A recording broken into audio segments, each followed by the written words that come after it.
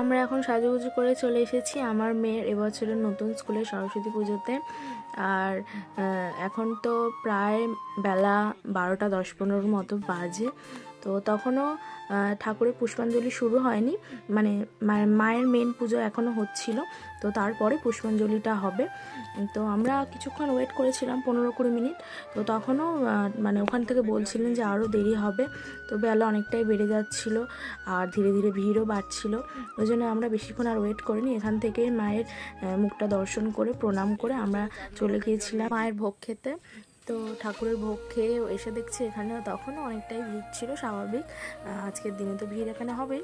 তো তারপর আমরা দাঁড়াইনি, তারপর আমরাও একটুখানি ঘুরতে বেরিয়েছিলাম আমাদের ডায়মন্ড হারবার নদীর ধারে।